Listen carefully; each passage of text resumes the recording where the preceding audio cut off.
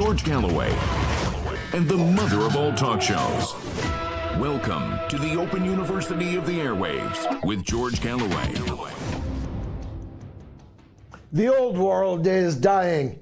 The new world is struggling to be born. We live in a time of monsters. Thus wrote Antonio Gramsci almost 100 years ago. At the time, he had in mind the morbidity of the rise of fascism, Mussolini fascism, Hitler fascism, Japanese fascism. Now Italy, Germany, and Japan are part of our very own team of monsters, and Netanyahu is merely one of the ranks. We'll be looking at how the old world is dying, how we can tell that it is dying, why the new world is not yet able to step to center stage and dramatically change the course of events. And we'll be looking at the Zelensky regime in Ukraine, which is definitely also dying. Fasten your seatbelts. It's going to be a bumpy night. As Betty Davis once said, it's the mother of all talk shows. Curious about our curriculum? Have something to say? Then call us now to join the debate on the mother of all talk shows. The only education you can get for free.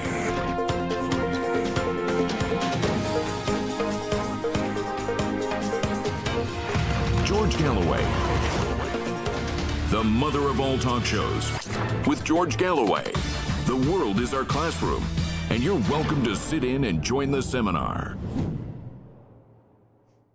That the old world is dying cannot be gainsaid. It's demonstrated every Saturday and every Sunday on the major streets of the major cities of the entire world.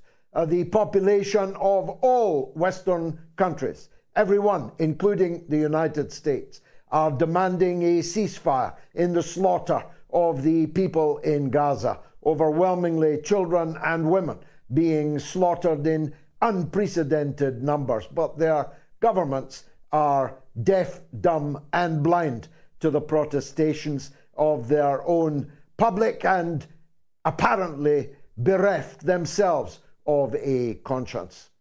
It is demonstrated in the current standing of those same Western governments in the face of their own electorates. No one can look at Joe Biden, Rishi Sunak, little Macron, little soldier Schultz, and bonkers Baerbock. No one can look at those and say these are popular leaders who truly speak for and represent their public. In fact, almost none of those I have mentioned, perhaps none of those that I have mentioned, could score even 25% of a poll in public, in elections. They're all going down.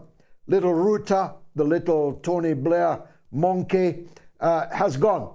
The French electorate are just waiting to get their hands on little Macron.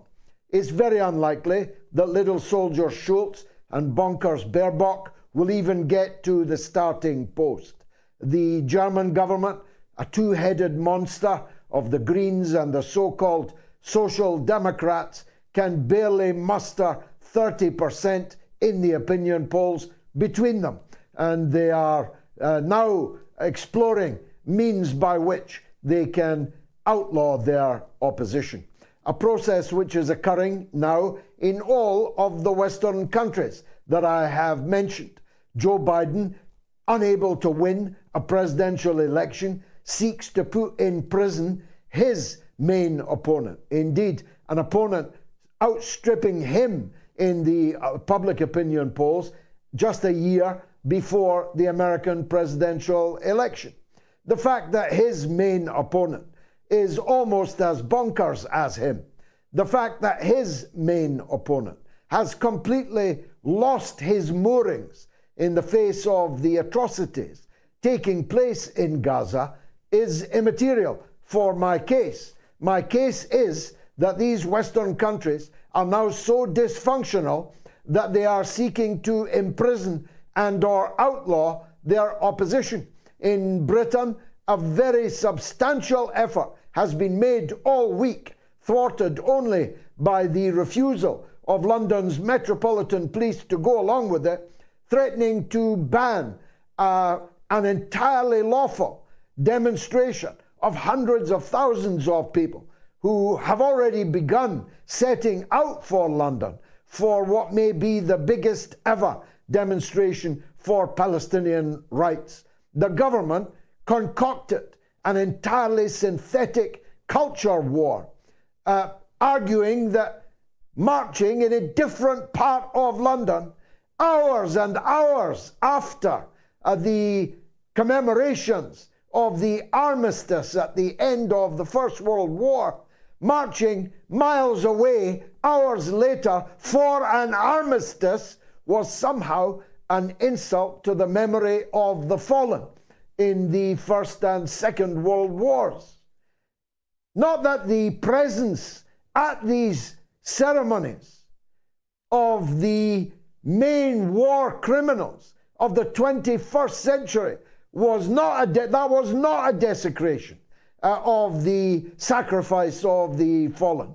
The fact that Tony Blair, every single year, his face waxen with fake grief, his poppy ever larger, threatening to topple him over with its size and weight. These hypocrites who murder men and ask God to give thanks.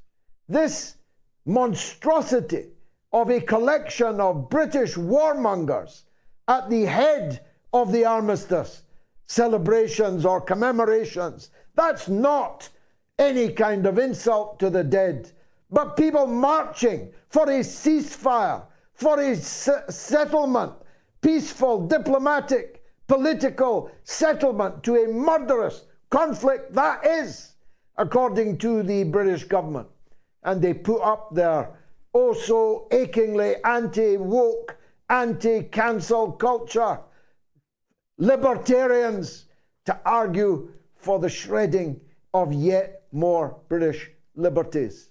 With a crown diamond encrusted, ermine rippling, and sapphires glowing, with a crown worth £3 billion on his head, the new British King Charles in Parliament this week solemnly intoned that his government was going to crack down further on social media platforms for the crime of disinformation.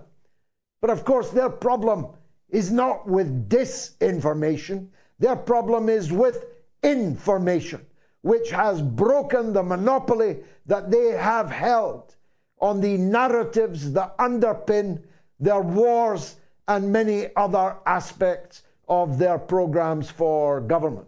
The old world is dying also in the evidence before our eyes of the complete ineptitude and oftentimes complicity of the so-called opposition in their countries. Nowhere more lurid than in the United Kingdom itself, where the British government and the British opposition, so-called, form an ironclad consensus for killing, for slaughter, both of them repeatedly refusing the pleas of their own party members, the pleas of their own constituents, the pleas of their own public for an end to the killing. The old world is dying in the brazen, lurid complicity of the so-called free press. Journalists, accomplices to murder. Journalists and broadcasters parroting the talking points of a foreign leader, Benjamin Netanyahu, who only a few weeks ago they were openly evincing their hope, their wish that he would be toppled by the mass demonstrations of people in Israel, calling him a chiseling crook who besmirches even the tawdry name of the Israeli parliament. The old world is dying on the economic front. Country after country disguising their slump into recession with various pieces of sophistry, smoke and mirrors, but all of them rotten from within, turning in and against each other in their own countries.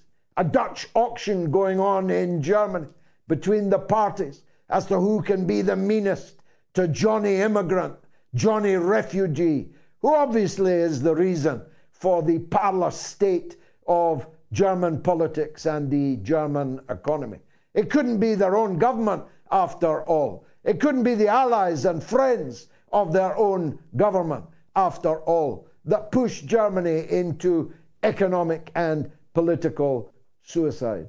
The old world is dying, and it is very clear to all of us across all of these indices and many, many more.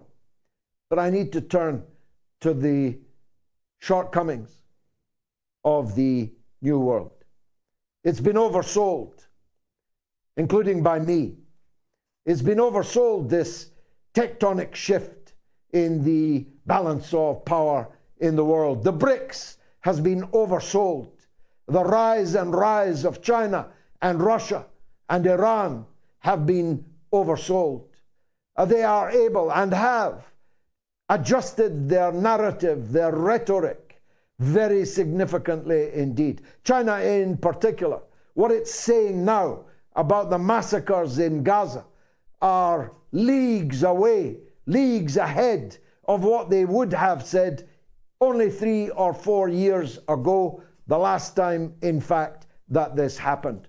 But China is not able to decisively influence what's happening on the ground.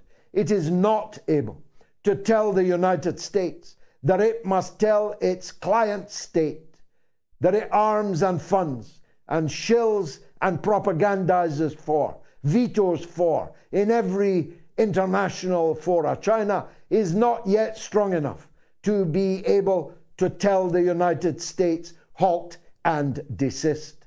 Russia, with its hands still full in the Ukraine, is certainly prepared to defend the sovereignty, territorial integrity of Syria, but it is not yet able to allow and facilitate Syria to take back its own sovereign territory that was stolen from it back in 1967 when the Beatles were top of the hit parade. The Golan Heights remains in the iron grip of Israeli occupation, and Russia is not able to do anything about that. Iran, which has, of course, a vastly enhanced military capability and will, if attacked, answer in kind, is not able to go on the offensive. That much is now clear. If it were, it would not have allowed 10,000 civilians in the Gaza Strip to be systematically slaughtered. 5,000 of them, counting those still under the rubble. 5,000 of those children, infants, and babies. If anybody in the world had been able to decisively intervene militarily, politically, economically, they would already have done so. And so we witness today a scene that will live in infamy, a scene redolent of the Nakba, the catastrophe in 1948, a scene redolent of the Second World War itself, a column of thousands, maybe tens of thousands of Palestinian refugees marching yet again into exile, refugees for the second time. The first time in 1948, the second time in 2023, headed from their homes, from the little patch of bitter earth called the Gaza Strip, to God knows where. Certainly not a home, certainly not safety, Everybody that Israel has sent from the north of Gaza into the south is equally at peril of being killed as they were in the north, but they have stampeded tens of thousands of human beings, marshaled by soldiers heavily armed. It was redolent to me of the people headed for the cattle trains and the death camps of Treblinka and of Auschwitz and of the killing fields of the European Nazi Holocaust against the Jews and against other subhumans as designated by the German Reich. Pages that will live in infamy have been fleeting past us like through the window of a train all of this week. Images of horror and macabre that most of us at least wish we had never seen. Images of small children with their head a cavity and no brain left within it. Images of twin babies being carried stone dead. Images of people tearing at the sheets, the shrouds covering their mothers, their fathers, their brothers, their sisters, their sons and their daughters, their husbands and their wives. People wailing, people rending their garments, people entirely helpless, being murdered like fish in a barrel, while the world remains either silent or cheering on those committing the massacres, supplying the weapons with which the massacres are being conducted, paying the money which the massacres require to fill the hole in the economy of Israel, which has fallen 13 billion in just 4 weeks. The old world is dying. The new world is struggling to be born, and thus we are living in the time of monsters. Some of them are big monsters. Some of them are small, small indeed. None smaller than the pitiful and pitiless guy on the make in number 10 Downing Street. A man who stabbed his mentor, his predecessor, Boris Johnson, in the back, only in order to return to take his place. A man whose wife is a billionaire, busily making profits, not just from the war in Gaza, but the war in Ukraine also. Billionaires with green cards, just biding their time before they head for the coast, Silicon Valley and the west coast of the United States of America. Now, I've got them all guessing in Britain as to what I personally am going to do next. But I've got them all asking me. The BBC today reporting on the resignation from the Labour front bench of the man I defeated in the Bradford West by-election, Mr. Imran Hussain, who became the first Labour front bencher to have the courage and the conscience to resign from Keir Starmer's front bench. The BBC report upon it concludes with the observation that none of his colleagues is free from the spectre of George Galloway and what he did to Imran Hussain when he defeated him spectacularly in the Bradford West by-election. The Financial Times, no less, asking me today for a comment on whether I was going to stand here or there. The Mail on Sunday, the Sunday Times. I've got them all guessing. Why? Because all of these media outlets know that millions of British people feel nothing but contempt for their governing party and their opposition party, and are desperately hoping, looking for some alternative that would free them from the prison of the Uni Party, the Jewopoly Uni Party, which is in power and opposition in Britain, and which is in power and opposition in the United States. There's going to be 3 top-line guests this evening on the mother of all talk shows, plus some of the best calls and messages you're going to find anywhere on the international media scene. Stay tuned. It's the mother of all talk shows.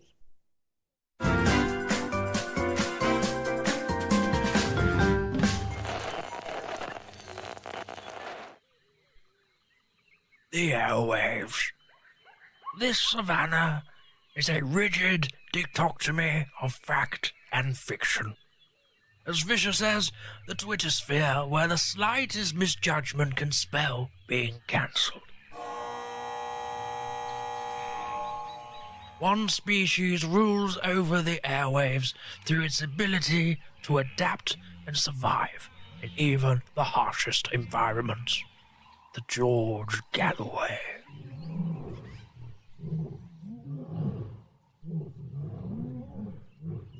The top cat in these parts, it is mostly active on Sunday evenings in Britain and mid-afternoon in the United States.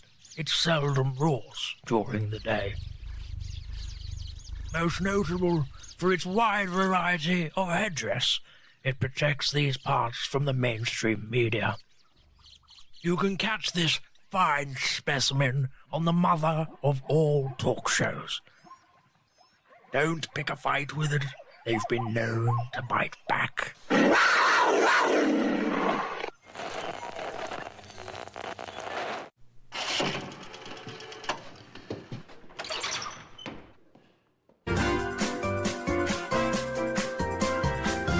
You are listening to the mother of all talk shows with George Galloway.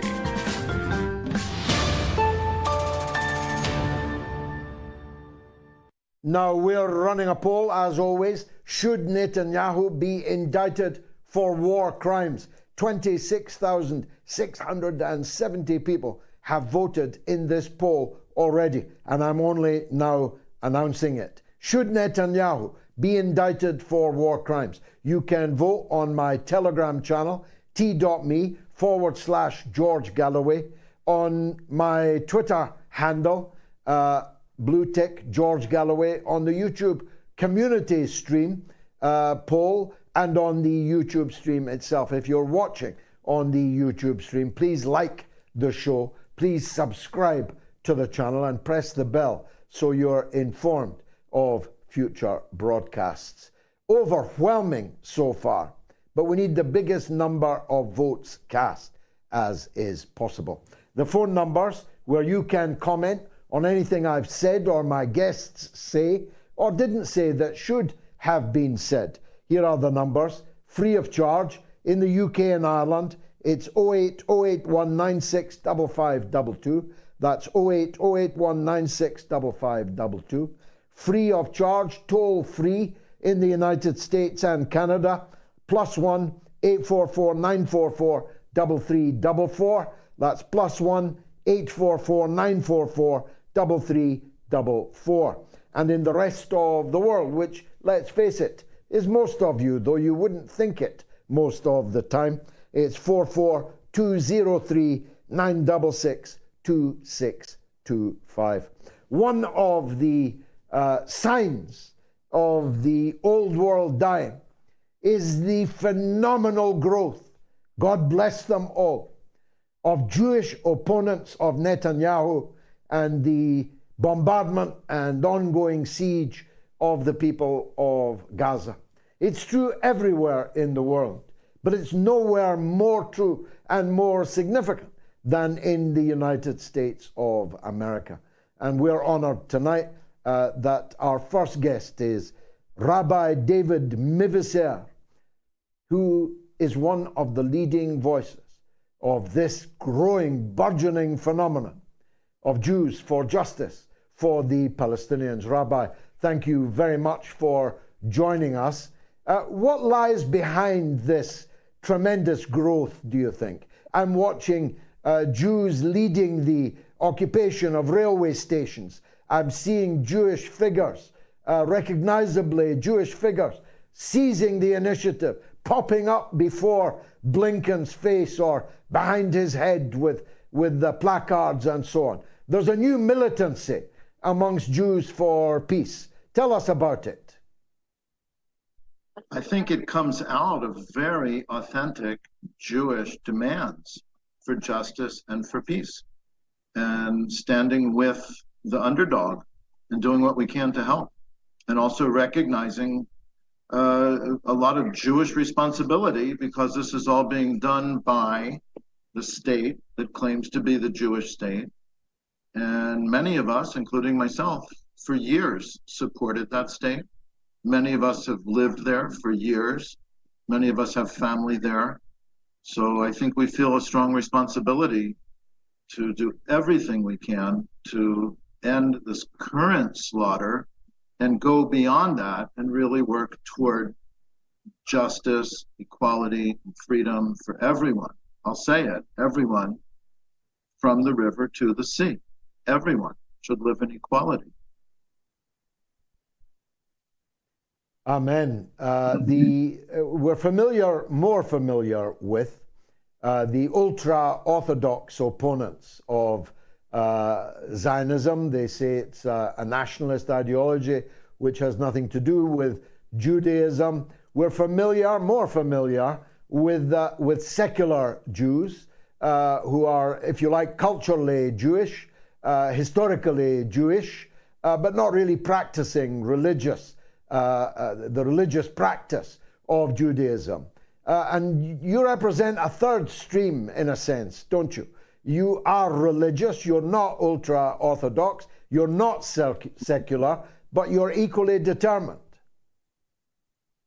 That's very true. And I'll just say, so people know, I'm part of an organization in the US that's called Jewish Voice for Peace.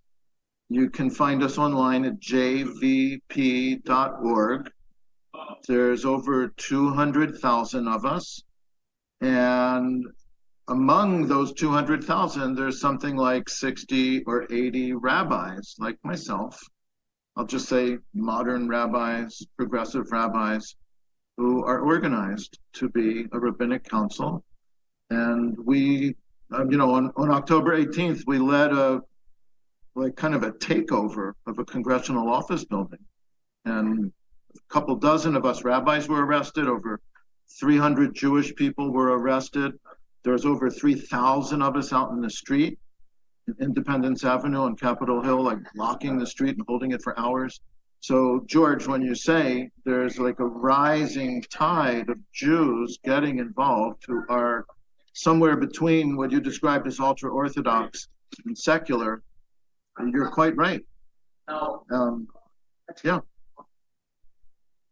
Well, it's a three-pronged fork in the eye for those usually Christians, oftentimes evangelical Christians, who conflate Jewishness, conflate Judaism with the nationalist creed of Zionism, and not just Zionism, but a kind of extremist stripe of Zionism represented by Netanyahu and those to the right of him. It must be causing some consternation amongst those who seek to make that conflation. We are trying to interrupt the false narrative that what Israel does is for the Jewish people, and that what our governments do. I listened to you before talking about your government in the UK, the government that I was born and raised under in the US, and the government I live with now in Canada. But the people in charge of those governments want to pretend that their support for Israel is somehow support for Jews. And what we're doing is trying to absolutely discredit that, interrupt it, make it clear that that's not true. I don't think the evangelical Christians care about Jews at all. Like, their religious ideology leads them to think that something like Jesus will come back when the Jews go back to the Holy Land. And when we do, then it'll be like a apocalypse or something. All the Jews will have a chance to become Christians, and if they don't, we're all going to go to hell, where we'll suffer and burn forever. So this is like a complete conflation, not only of Judaism and the state of Israel, but the stuff that they read in the Bible, they're like kind of projecting that onto the state of Israel, right? The state of Israel is not the Israel that's in the Bible. And the living, breathing Jewish people that you may have as like friends and neighbors in the UK or me here right now, we're not like pawns in their religious game, to get Jesus to come back. So like, you said it may be causing consternation for them. I have no idea what they're thinking or feeling or believing, but I know what we are doing, and we need to get out there and express ourselves, like in the kind of the public discourse, to interrupt this very false narrative, that somehow Israel's acting for the Jewish people, and that our governments that support Israel are doing that for the Jewish people. It's just not true. And more Jews are seeing that. Well, yeah. You know what? You use the term, Rabbi, interrupt. I use the term disrupt. It means the same thing in this context.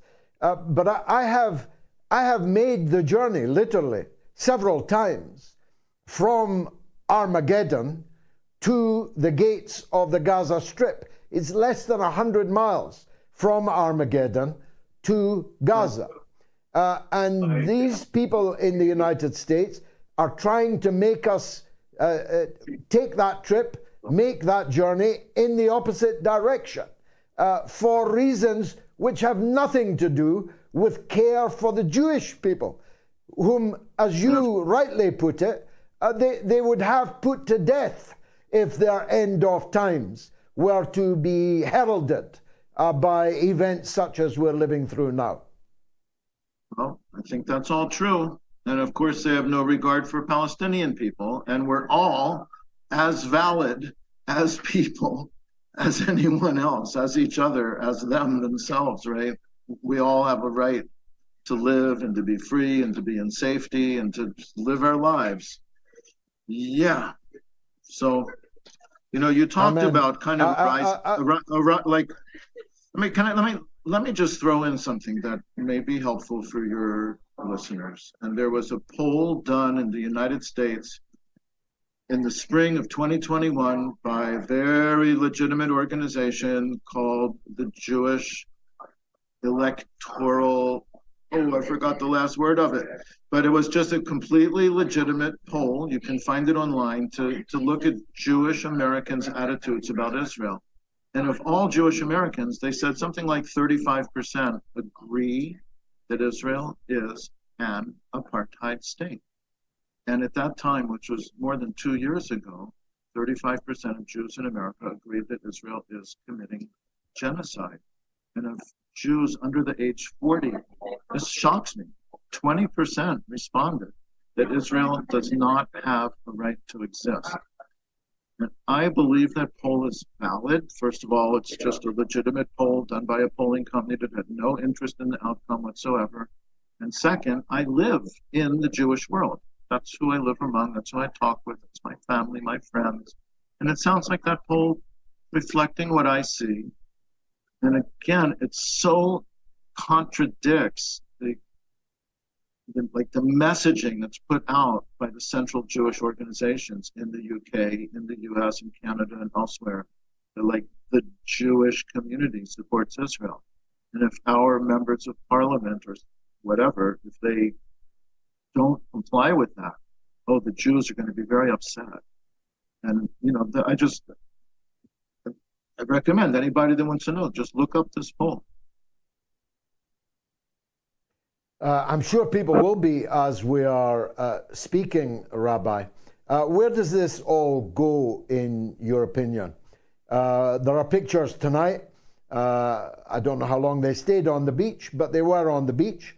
Israeli soldiers on the beach at Gaza, declaring that This is now their land, and they don't intend to leave it. Netanyahu has claimed, although former Prime Minister Olmert has contradicted him, that he intends to reoccupy Gaza and govern it. Blinken has said that that will not be permitted. It's not clear anyway that Gaza will be able to be conquered. The resistance is very fierce, and the troops have not even yet entered Gaza City, and the piles of ruins and rubble are ideal fighting ground for people who know every inch of that city. So the military outcome, never mind the political, cannot yet safely be predicted. But do you see this killing going on for another month after that? To say that's a very good question. I really don't try to predict the future. You know, what I would say to that, George, is I think we all have a responsibility and some possibility to influence our own governments, you know, so that they try to weigh in and change this. I can't predict what will be, but I certainly know what should be. And those of us who live in countries that purport to be democracies, you know, we have some ways that we can try to influence that. I understand your question. It's an extremely dire situation, hour by hour, day by day. I am personally in contact with at least a dozen families in Gaza, and sometimes I lose contact with them. Every time that happens, I don't know if I'll ever hear from them again. And of course, as we all know, there's thousands of people being killed. So what's going to happen, I can't say. And I just urge everyone to do Rabbi, everything we possibly can. And I don't even know what we can realistically do, because honestly, our governments are so unresponsive, as you were saying, right? Like right here, I'm in Toronto right now. There's thousands and thousands and thousands of people in the streets. Yeah. That means we have to just keep trying and trying and pushing and pushing. And eventually the leaders will figure out that they have to like get out in front of us in order to lead us. Yes, it seems like a brick wall, but even a brick wall can fall if enough people are pushing it. Rabbi, I take my hat off to you and to all your fellow Jews that are struggling for peace and for justice. May God go with you. Thank you very much indeed for joining us. Should Netanyahu be indicted for war crimes? 97% say yes on Telegram. 93% say yes on Twitter. 87% say yes on the YouTube community poll. And by the way, that attracted 20,000 votes on that particular platform. And on the YouTube stream, 96%. So the qualitative outcome is not in doubt in this poll, but the size of the poll is what is now most important. So if you have not yet voted, please do so on my Telegram channel, t.me/George Galloway, on my Twitter handle, on the YouTube community poll, and on the YouTube stream. Get voting right up, more or less, to the end of the show. It's your calls to the hour right after this.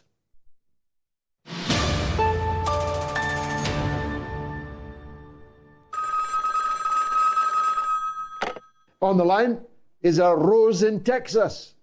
How's that at the beginning of a song? On Californication, which is a song. Rose, welcome to the show. Fan of the show, transgender fan of the show, and I wanted to briefly address your monologue from last week on Californication, because I almost entirely agree with what you said. Trans women athletes taking medals and records, directing children at nightclubs, and even going to elementary schools themselves, not to mention hormone blockers for children as well. The attack on freedom of speech, not only against conservatives, but anyone who doesn't fall in line with the agenda, rainbow flags on NATO military aircraft, which is certainly doing more to cultivate anti-queer sentiment around the world than there already is.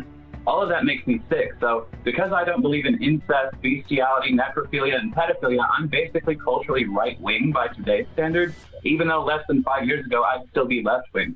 So in regards to you and everyone else watching who thinks of me and people like me as the villains right now, you should know that I support the most traditional Muslim, Jewish, Abrahamic believers to be as homophobic and transphobic as they want, because guess what? That's freedom of religion, which is a value we claim to have in the West. Now, my religion, I suppose, is I believe I'm a woman, but guess what? Not everyone has to convert to my religion. Otherwise, we basically have a theocracy, only this theocracy is for the ever-evolving LGBTQIA supercalifragilisticexpialidocious club. So that's all I wanted to get out of my system. Thank you. Well, Rose, if I could put your call in a glass bottle and ship it around the world, I promise you that I would do so. Crystal clear, beautifully expressed, and I wish you every happiness in life. It is exactly what people who are transgender should be saying. And if they were, they would disappoint the liberal zealots who want to use them as a battering ram against the traditional family values of the rest of us. Beautifully expressed, Rose. I'll never forget it.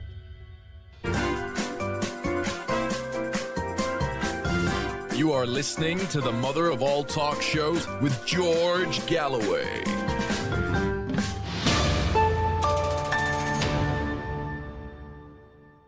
Let's go to the lines. Detroit, Michigan, where Joe Biden is currently as popular as a pork chop at a Muslim wedding. Let's hear from Michael in Detroit. Go ahead, Michael. Thank you, Mr. Galloway. And yeah, there's no doubt about what you just said about Biden. I'd like to tell you I'm so honored to be on the air with you. You're an amazing human being. Your compassion and your empathy is just it's endless. And I remember so much of what you've done, Miriam's Appeal, Big Ben to Baghdad, the endless Gaza convoys to get supplies into Gaza. And I want to tell you, please, don't stop. You are the voice for so many people that don't have your eloquence or your intelligence or your strength. So you are very, very important to us. I heard something in God the bless past you. couple Thank of days. you, Michael. Oh, thank you, Mr. Galloway. So I heard something in the past few days about a new movie they're doing in Hollywood about Golda Meir. The actress is Gal Gadot, and the director is Guy Nettick. And what they did as a prelude to the movie, they put together a 45-minute, what's referred to as a snuff film of all the atrocities that they could muster up, and they were asked where they got them, and they said they're, reliable people in the Israeli government and the IDF supplied these to them, and they're screening this for select people of 120, a group of 120 people who are considered big donors to Israel, to get them to send more money to Israel and the Israeli government. What caught my eye about this was that it's amazing if you wanted to put this kind of film together, talking about Israeli atrocities on the Palestinians, it wouldn't be 45 minutes. It would be endless. It would be hours and hours. There's so many things I can recall. I can tell you, for instance, in 2015, there was a group of settlers, Zionist settlers in the West Bank that were called the Hilltop Youths, and they firebombed a house. And this was some documentaries were made about this, but it was so violent, so appalling. The leader of Hilltop Youth, a young kid named Simcha Evan Tov, and like his words show your blood. One of the things he had said is all these Palestinians who are in our way must have their heads cut off immediately, with no hesitation, no compromise. It doesn't matter if it's 1 million or 1 billion people. And these are the type of Zionist settlers that West Bank Palestinians must live amongst. They put their settlements directly right next. They take Palestinian land and build their settlements right there. And there was something on Israeli TV that people were putting out, posting things to Twitter and such, where they were misidentifying who was in the picture. This came about from Jamie Lee Curtis, who had famously posted something on Twitter of parents that were carrying their dead babies, and she had misidentified it as, this is what dead Israeli children look like. And then she was then informed that, no, these are like Palestinian children. I'm not sure if it was maybe Syrian children, and they're carrying dead Arab babies. And she said, oh, my mistake. And she took the post down. I mean, it's inhuman. Like she's telling you that she sees a difference between Israeli babies and Palestinian babies. I mean, if I'm in her shoes and let's say she's Jewish and she wants to support the Zionist cause, wouldn't you just post another picture next to it and say, okay, these are Israeli children? But in her mind, they're not children. Palestinian children are not children. And, you know, the words of Simcha Evan Tov just kind of tell you how these Zionists are raised, you know, just absolutely to hate Palestinians. Yeah, they are. Thank you, Michael, for an extremely powerful call. They are children, but they're children of a lesser God. And nowhere is that more true than in Hollywood. And Jamie Lee Curtis is a particularly bad example of it. But I did see some other news out of that part of the United States. I saw Angelina Jolie, whose father is a rabid, and I mean rabid, I mean mad dog, foaming at the mouth, rabid supporter of Netanyahu. He denounced his own daughter, Angelina Jolie. I'm talking about Jon Voight, of course, an otherwise fine actor. You know, you can enjoy the art without having to love the artist. And about him, it's definitely true for me. But Angelina Jolie's statement was enormously majestic and dignified and powerful, especially knowing that her rather brutish father would be breathing fire down her neck thereafter. But the other one that struck me was Dior. Now, a man of my age and class probably does not consume Dior products very often.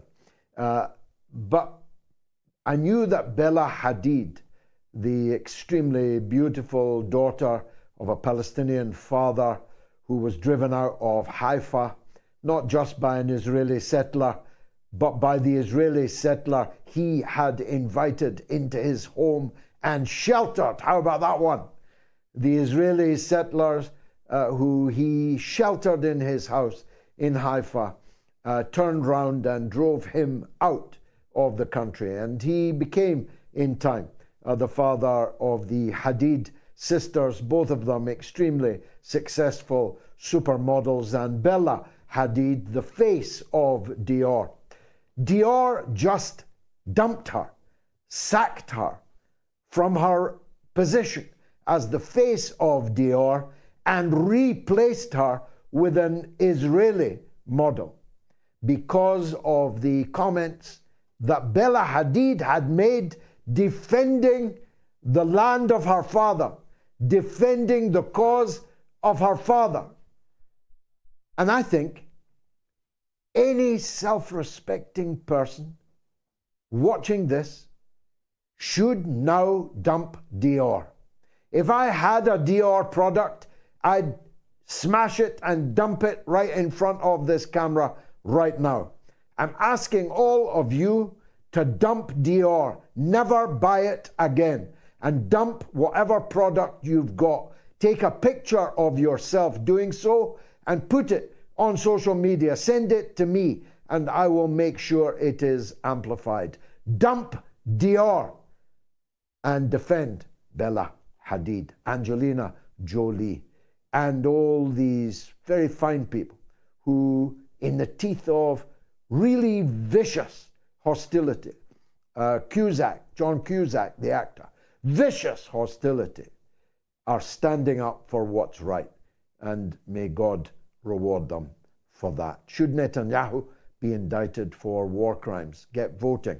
27,836 of you have voted. An email from Salim. I saw a video today regarding this project aiming to run the canal from the Red Sea to the Mediterranean, finishing through northern Gaza. Is this issue primarily the reason why Netanyahu will not cease bombing and seems to want to annihilate the Palestinians? Well, I don't believe so. I only learned of this issue in the last few days. It strikes me as very possibly one of the reasons. A bigger reason would be the presence of an enormous gas field off the coast of Gaza, the benefits of which would have to go to Gaza rather than Israel, unless Israel takes back control of Gaza and unless the international community cannot stop them stealing still more Palestinian property. But I don't think that's the real reason either. I think that the real reason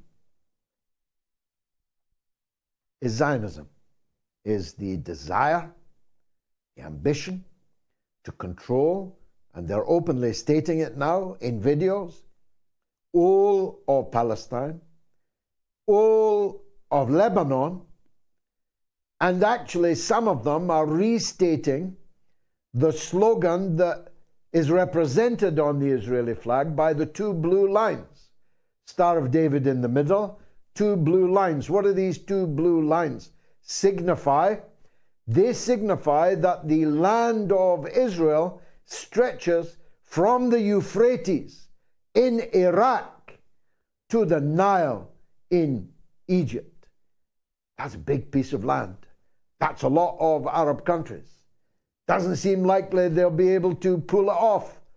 But then the world is allowing them to pull off this slaughter of the innocents in front of our eyes, watching it on TV, at least on alternative TV, right in front of our eyes. Hiba is in Manchester and wants to talk about Palestine. Go ahead, Hiba. Hi, how are you? By the grace of God, good. My voice is a little croaky, but I'm all right. Oh, wishing you all the wellness. Thanks for having me on your show. I just want to say, you know, in Manchester, we love the work that you're doing to support another people who is also our own person, you know. So we want to thank you for that first. I wanted to mention, I feel like in this Palestine-Israel conflict, I feel like the original sin has always been there. And I feel like the original sin started with the Balfour Declaration and its implementation by the British Mandate in Palestine. And ultimately, it culminated in Israel's creation in 1948 and the wholesale dispossession of the Palestinian people. Now, in what you see now is everyone is just slandering the United States, which they should. But I think Britain has a part to blame, a huge part to blame, because I feel like they are the original sin, and they should be doing more than what they are doing to help the Palestinian people. And it strikes me, actually, because in history, you always have to start, you know, you've got to be on the right side of history. You've got to want to be on the right side of history. And me living in Britain, I feel like our government just doesn't speak for the people. And it's about time that our government speaks for the people, and not just its own people, but another people. Because if that had happened in Britain, they wouldn't stand for it. I just feel like that's a bit too much. And, you know, hearing the previous caller, I just wanted to mention as well, I don't know if you're aware of Huda Beauty. She speaks very, very loud about the Palestinian struggle. And there was a petition. Some of her products are sold in Sephora. There was a petition that was created by Zionists, which they wanted to stop selling her products in Sephora. Now, her products are no longer being sold in Sephora, and that's only because she's speaking for the Palestinian rights. She's speaking for the Palestinian struggle and the people. She wants great to be done for the Palestinian people. And she's pledged to donate $1 million in charity. So I think if you can, force that open and out there, make it go viral, let everyone buy Huda Beauty products, because she's actually going to go off and do something well with that money, instead of, what the are doing, which is just silencing all the Palestinian people. And I think where we are now, we are tired. I think we're tired of seeing the injustice of another people, because one day that can happen to us. With that being said, I also want to mention to people, not to hate the Jews. It's not about Jews. This is about Zionism. And Zionism, they are European Jews. They're very different to Orthodox Jews. And even Zionist Jews, not all of them are bad. And I think some people, just want to attack a Jew. It's got nothing to do with that. Each person can speak for themselves. So you cannot paint all of them with the same brush. Yes, exactly. We would never accept that ISIS speaks for the Muslims, or that Muslims are somehow responsible for the atrocities of ISIS. And it would be a crime and a sin, both, to blame Jews for the crimes of Israel. That would be the worst kind of anti-Semitism. We had a rabbi on the show this evening speaking up for the Palestinians. You see a Jew, you have no idea what the political views of that Jewish person are, and neither should you, unless they want to impart them to you. So you're quite right to make that point. We reject the conflation of Zionism with Judaism. Reject it entirely, as do an increasingly large proportion of the Jewish community themselves. You don't see many demonstrations in support of Israel anywhere in the world, even in Israel itself. If you see a demonstration, it's very likely to be an anti-Netanyahu demonstration. As to the Balfour Declaration, I spoke about it at some length in the show a few days ago on Sunday. It might be worth playing that back, in which I made exactly the point that you just did, Hiba, that the original sin took place in the building in which I sat for the best part of 30 years, when Balfour set us off down this dismal staircase swimming in blood. An email from John.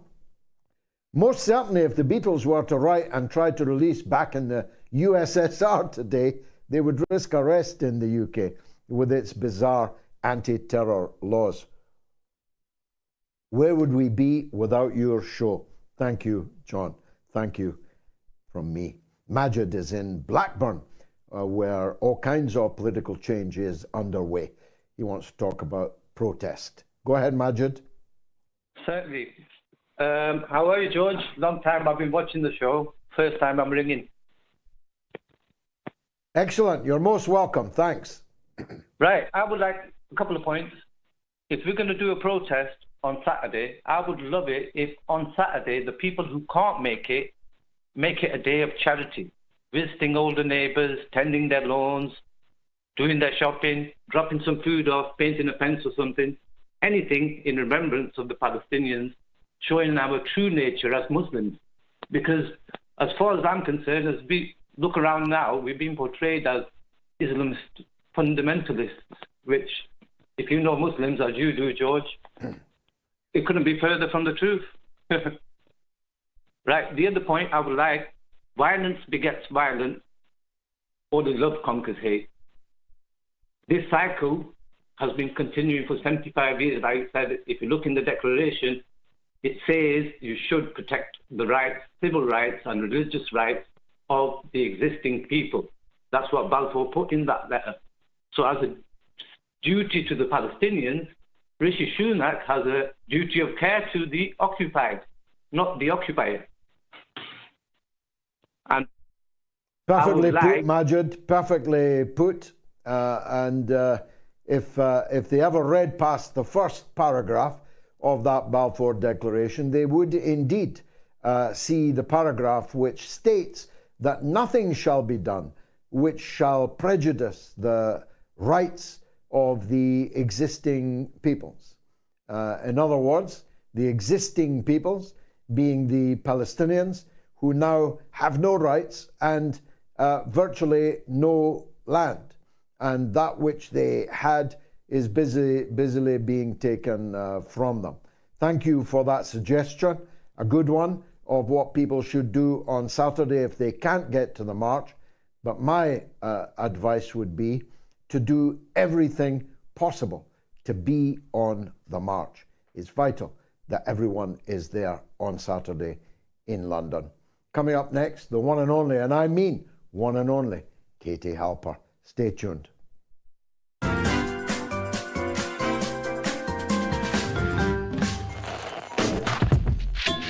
I defy anyone to contradict the point that I just made, that every person alive today was born of woman. So why would we say that the people in the labor wards, in the maternity units, are people who are giving birth? Why can't we say women? Why can't we say mothers? Why can't we say women who are breastfeeding, mothers who are breastfeeding? Why do we need to say people who are chest feeding? All of these words, and indeed all of the trend that you say you dissociate yourself from, of transgenderism, transmania, I call it, are all taking rights away from women.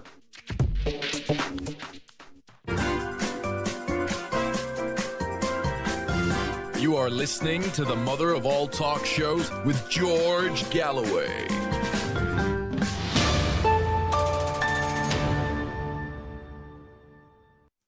Another of these wonderful, peace-loving, justice-fighting Jewish Americans is Katie Halper.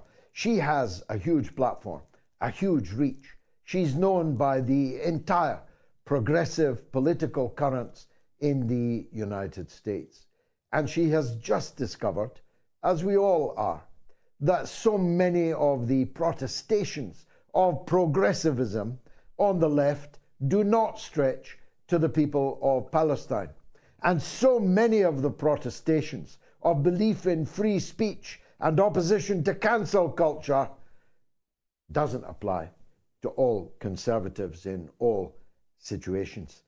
And that leaves people like Katie in an exposed position. But when you've got the heart of a lioness, as she does, you don't let that stop you. Katie Halper joins us again on the mother of all talk shows. We were talking, Katie, to a rabbi, Rabbi Mivasair, earlier. We were talking about this phenomenon. It's not a new phenomenon. You've represented it for many, many years, young as you are. But its size is a new phenomenon. The size and militancy of this new constituency. Talk to us about it. Yeah, so thank you so much for having me. I think that you're referring to the Jewish voices out there who are saying, not in our name, who are criticizing what Israel's doing, calling out Israel's crimes against humanity, the genocide that they're inflicting right now on the people of Gaza, and of course, America's role kind of aiding and abetting that. And as you said, there have been Jews who have been outspoken on this issue for years, but what's new is that we see these Jewish organizations like If Not Now, and especially Jewish Voice for Peace, that are in the forefront, organizing these rallies. I was at the Statue of Liberty on Monday. There was a really moving protest there where they dropped banners saying, "Ceasefire now, not in our name." And it was beautiful because obviously the Statue of Liberty was the backdrop. They also, these same people, these same organizers had a great protest at Grand Central Station that they took over. I couldn't even get into it because it was blocked by the time I got there. So I was part of the hundreds of people who were on the outside protesting. And so I think what's great is the pushback saying, no, Israel doesn't represent us. AIPAC doesn't represent us. The Anti-Defamation League doesn't represent us. This is all a bit of a curveball to the American politicians who have always insisted and insist now that they're doing all this, giving all this to defend Jews. Right. Yeah, I mean, I think the irony is that, and we talked about this a bit on my show last night on the Katie Halper show. I had Rabbi Brant Rosen, who's part of the Jewish Voice for Peace's Rabbinical Council, and we were talking about that with him and Rosalind Pachesky and Jay Safer, all from Jewish Voice for Peace. We were saying how Israel makes Jews less safe, not safer.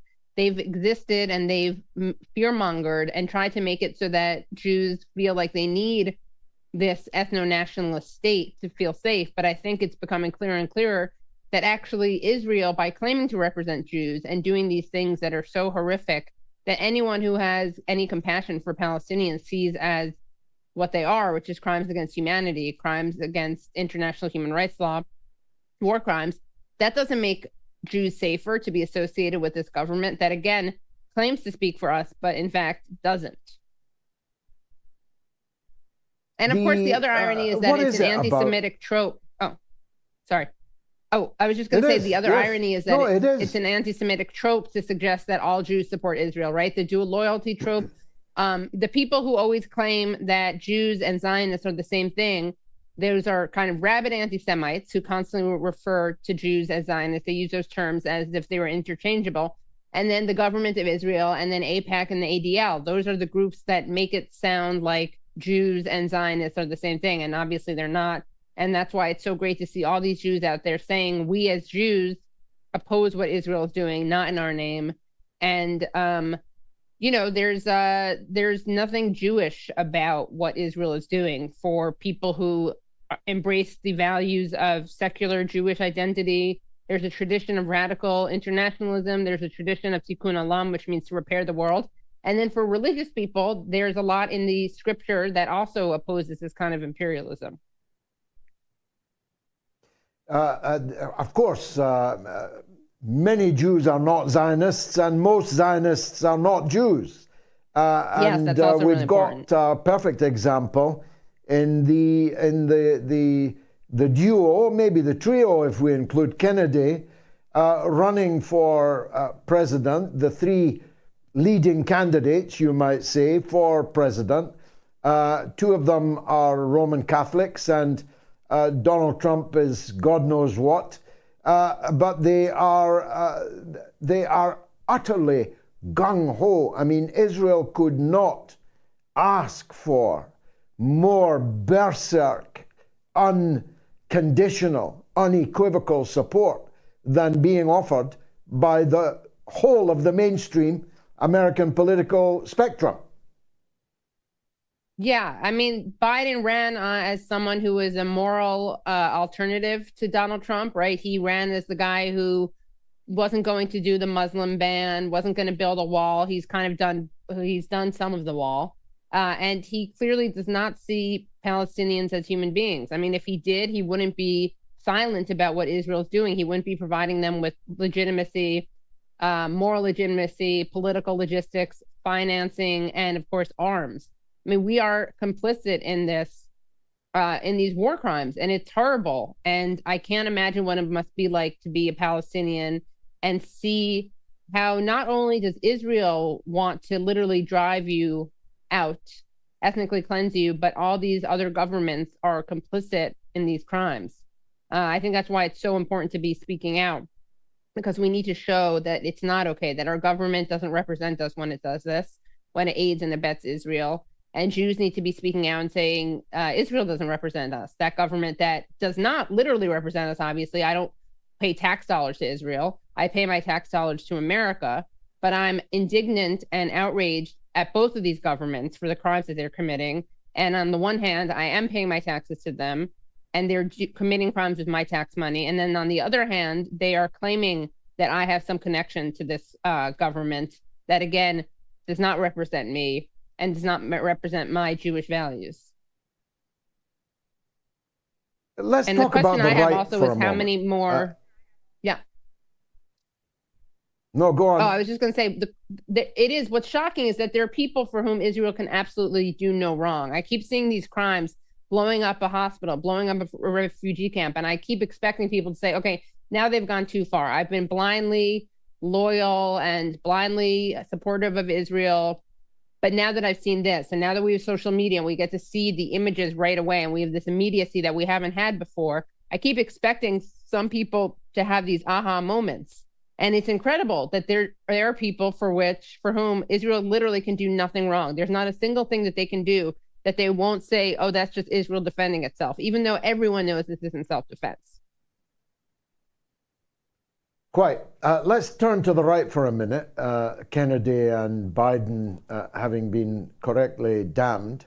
What do you make of this phenomenon that ever since 2016, we've been treated to the American right, echoed by the British right, people like Nigel Farage and others on the right in Britain, denouncing wokery, snowflakery, the idea that people can be no platform because they might frighten the sensibilities of others, denouncing the cancel culture, denouncing bans on free speech, restrictions on free speech.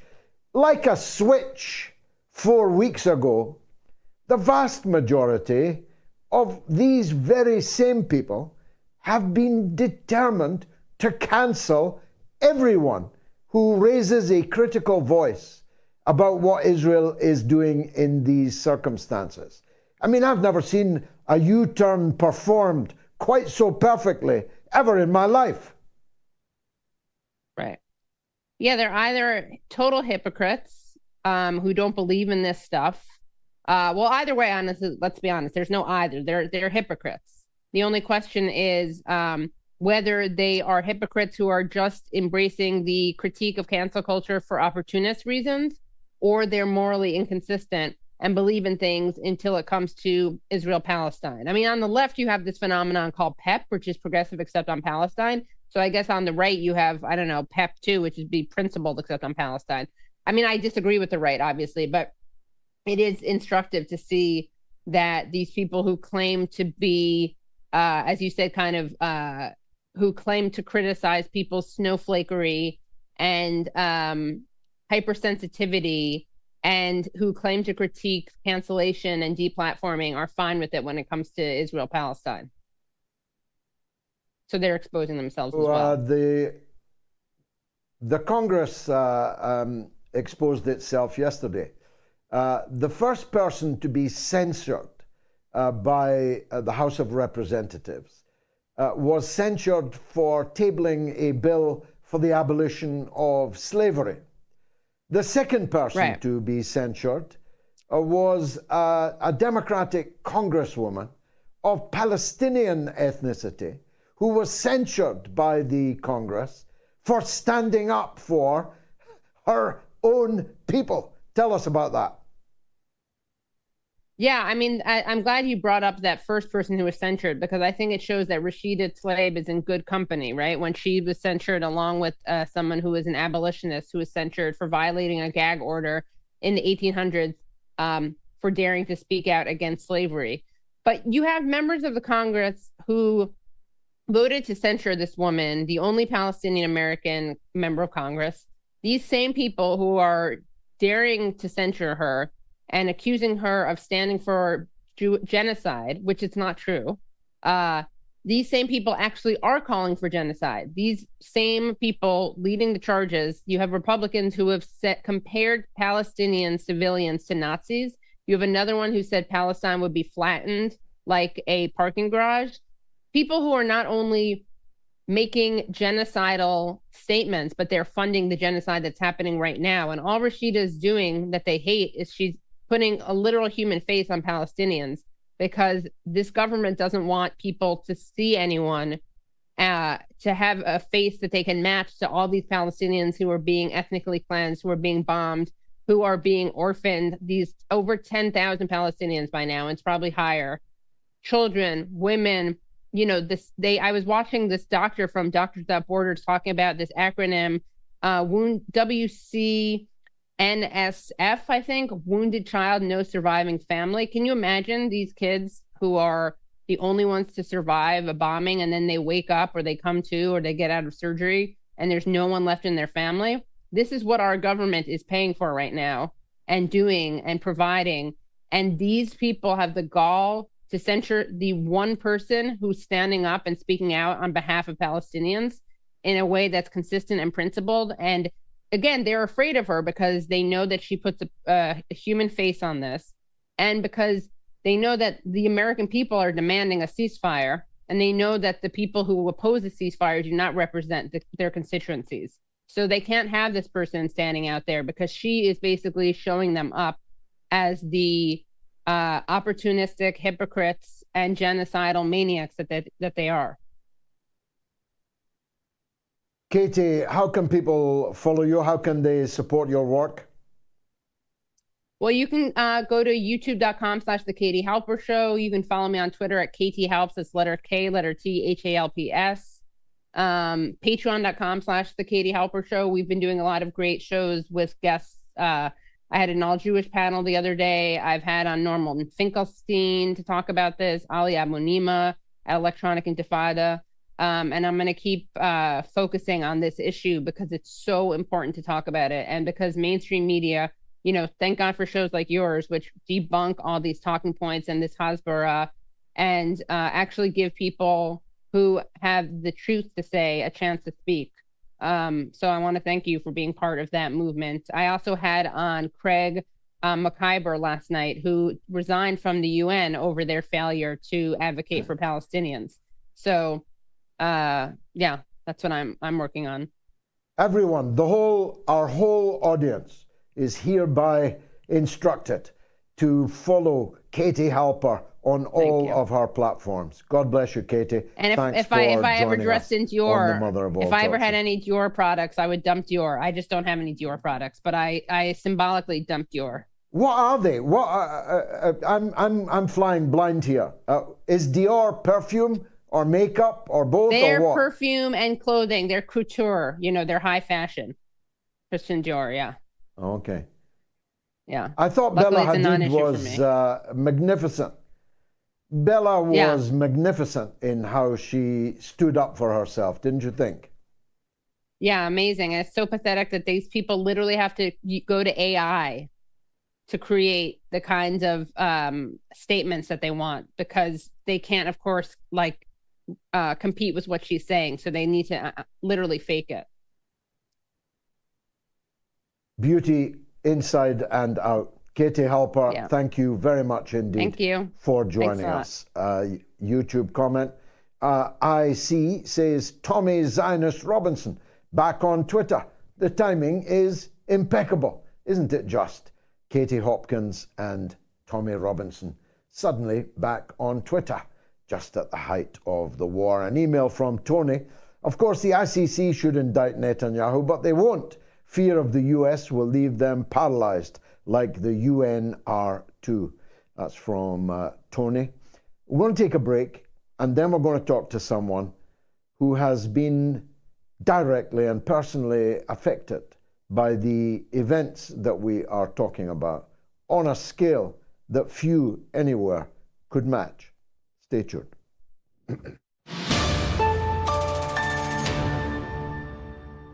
Many people today struggle with the common mainstream media consumer. These types of people are mindless zombies. Instead of living authentically, they feed off masking their true thoughts and feelings, doing nothing and criticizing those who actually do their research. These type of media consumer can be highly manipulative, so here are some golden standard clapbacks when they start with their propaganda. When they say you are too much for them, show them a mirror and tell them to look for less.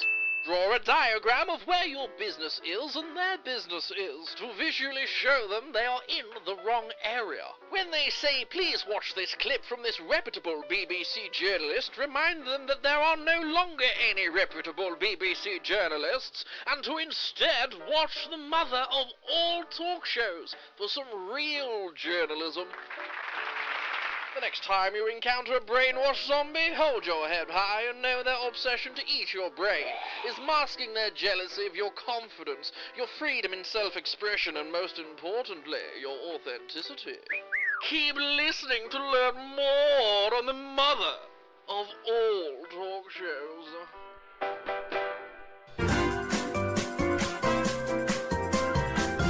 You are listening to the mother of all talk shows with George Galloway.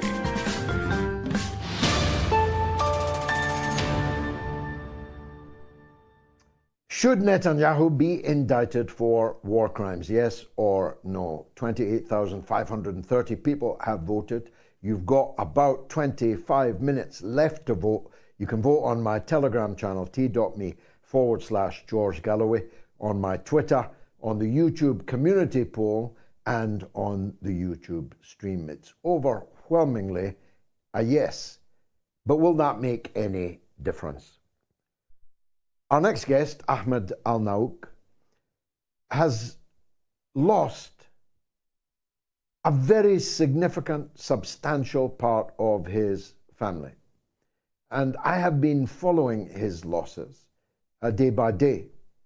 His own family members have now been joined by his very close friend, a fellow Chevening scholar, meaning a scholar of the highest rank, as directed and as regarded, rather, by the British Foreign Office, whose body was still under the rubble, and whose two brothers were scrambling with their bare hands to get their dead brother out from under the rubble, and were themselves then killed, all in the last 48 hours or so. It seems like a ceaseless, never-ending river of blood. And our next guest is a personal witness to it. And he joins us now from London. Ahmed Alnaouq, thank you. First of all, it's almost impossible to muster the level of condolence commanded by the losses that you have personally suffered, along with your people, dying in enormous numbers. But you are someone that we can look at and hear from, and who can tell us directly, personally, what happened to their family, to their friends. And we'd be grateful if you would. Thank you very much. Thank you very much for having me. Actually, I feel a little bit lucky today because I speak English, and because I speak English, I can talk about my family. And I'm also lucky because I live in London, where I have internet connection to tell you about the loss of my family. Unfortunately, there are 2.2 million people in Gaza who have lost a lot of family members, who cannot speak English and who cannot have internet access. And that's why their stories are now buried under the rubble with their own families. And my story is very similar to 1,000 other families. 1,000 other people are just like me who have lost their entire family. What happened to me is in October the 22nd, my family was sleeping in their home. There was my father, my two brothers, my three sisters, and all of their children. There were about 14 children in their house. And Israel bombed the home, just like that, without any excuse, without any justification. They bombed their home, and they all died. All of my family, everyone I care about, my home, where I had my childhood, where I was raised, my father, who was 75 years old, who was born only a few months after the Nakba, my three sisters, some of them are engineers, teachers, human rights activists, lawyers. All of them were killed with 14 of their kids. They were all massacred. And my story is not unique. I'm not the only one who lost all of his family members. There are about 1,000 families in Gaza who have been wiped out from the civil record. All of them have been a victim of this genocidal, barbaric war that Israel launched against the Palestinian people. And this is a war that is waged against everyone in the Palestinian people. It's not a war against Hamas. We have to confront what the Western media is telling you. This is not a war against Hamas. This is a war against the Palestinian people. And all the Palestinian people have been affected by this war.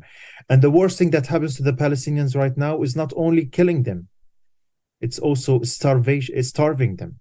There are 1.1 million Palestinian children who live in Gaza are now facing starvation, thirst, lack of medical equipment, lack of medical support. This is a genocide that's taking place in Gaza live on TV screens, and everyone is watching. And worse, now we are seeing that the Western media and the British and the American governments are supporting Israel with whatever they need in order to continue massacring the Palestinian people. Unfortunately, I'm not the only one who have lost his family members.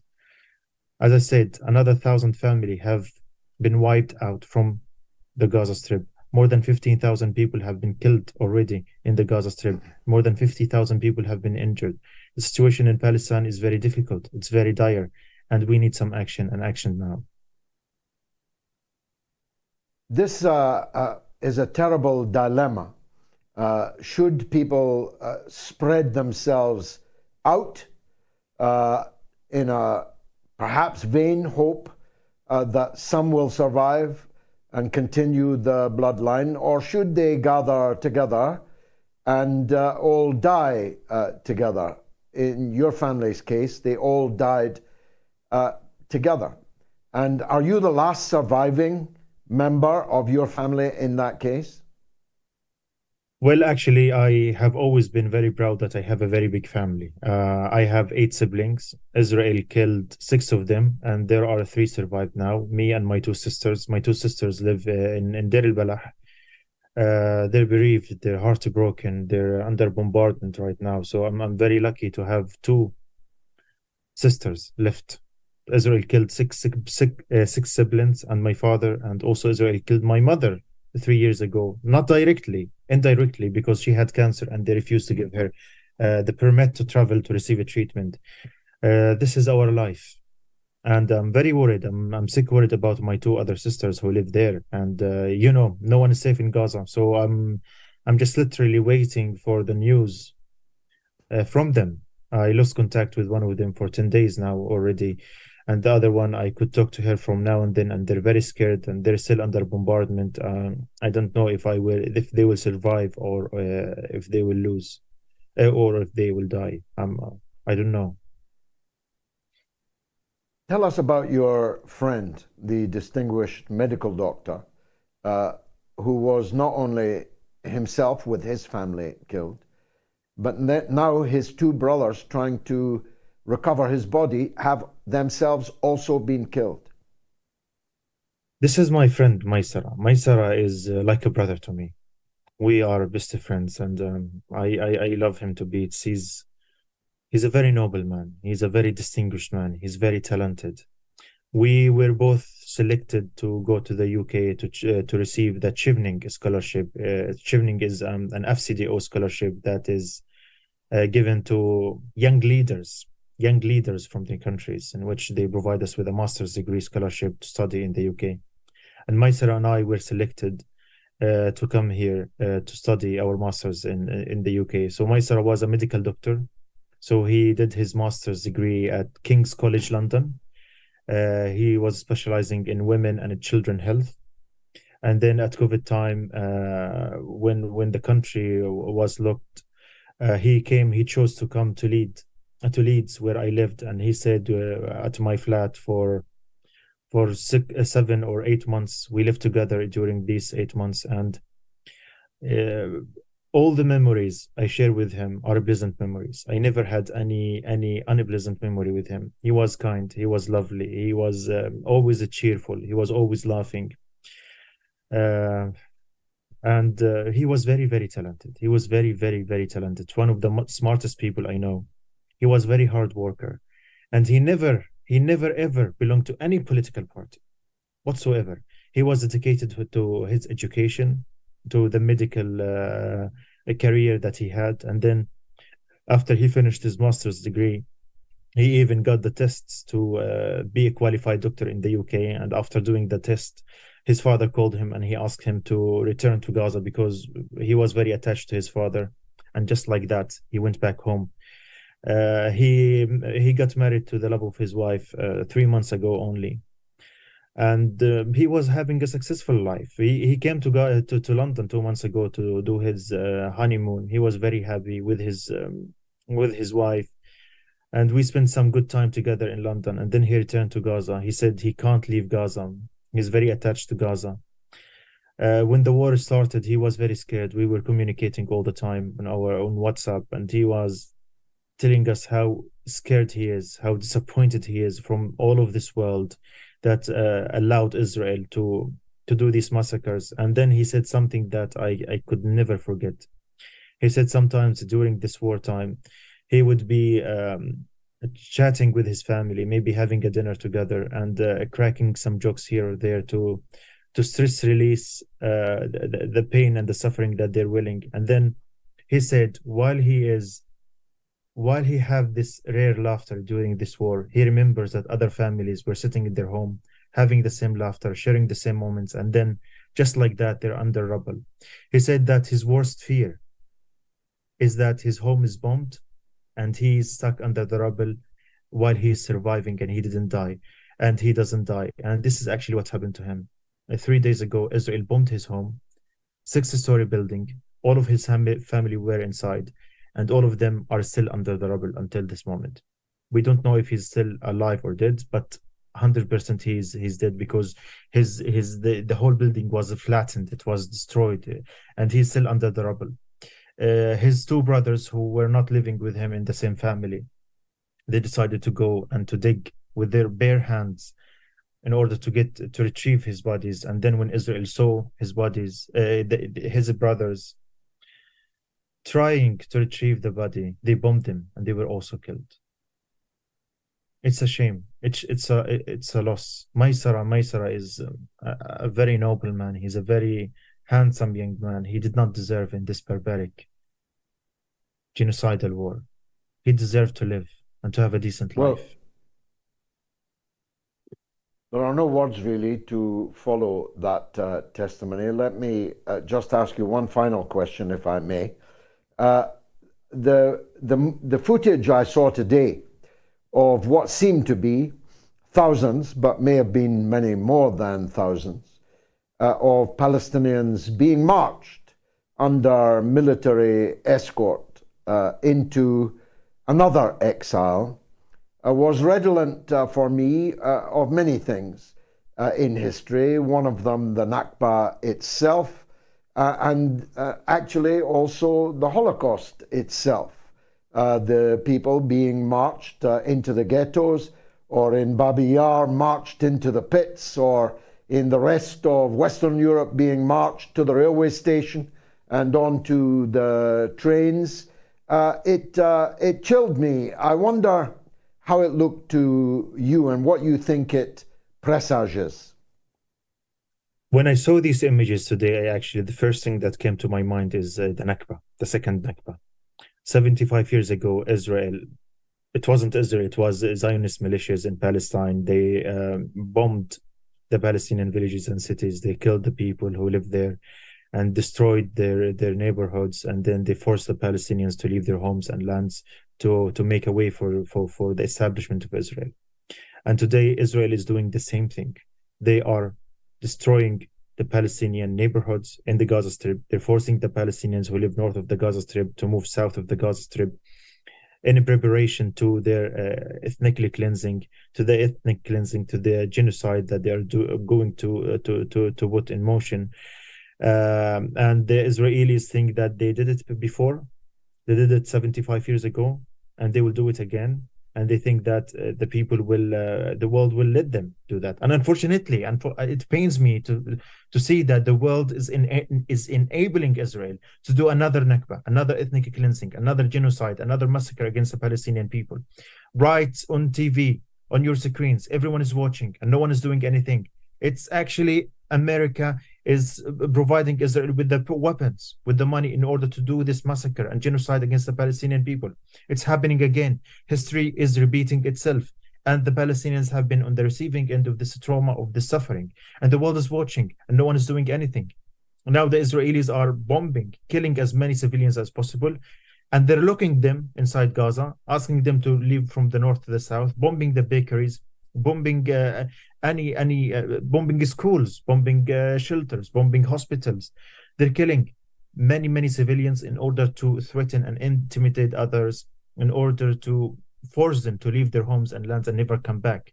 This is ethnic cleansing what's happening. This is a genocide what's happening. It is another Nakba. It's worse than the first Nakba. And by the way, it's not only Gaza, because right now they will deal with Gaza. Once the Gaza issue is dealt with, they will go to the West Bank and they will go to the Palestinians who live inside Israel. It's a catastrophe what's going on, and the world needs to wake up. The world needs to wake up and to do something to stop all of this suffering of the Palestinian people. I'm just shocked. I'm just shocked that it is happening live on your cameras and no one is acting. No one is doing anything. Do you know why? Because here, unfortunately, in the West, we Palestinians are perceived as less worthy, as less human beings, that we do not deserve to live, that the Israelis are more worthy of life. What happened the 7th of October, we have seen all the world do a huge backlash, talk about it, condemn the Palestinians, but something worse than what happened to Israel is happening to the Palestinians right now. But all of us, we the Palestinians, we don't matter anymore. They don't care about us. Civilians, children, women, men are dying, are being killed brutally in a barbaric manner, in a barbaric way, in the 21st century, in the world of social media and live TV, and the world is watching, not doing anything. It's really heartbreaking. It's really annoying. It's painful. It's painful. It's very painful to see that the world is not reacting, that Israel can do whatever it wants, and no one is saying no to Israel. So it's another Nakba. It's a second Nakba. Ahmed, our deepest sympathies on your loss and our inspiration, really, in the power of your testimony. I'm very glad that you joined us tonight on the Mother of All Talk Shows. I think what you said tonight will never be forgotten. Now, let me take a quick break to recover from that, and then it's your show right to the end. Stay tuned.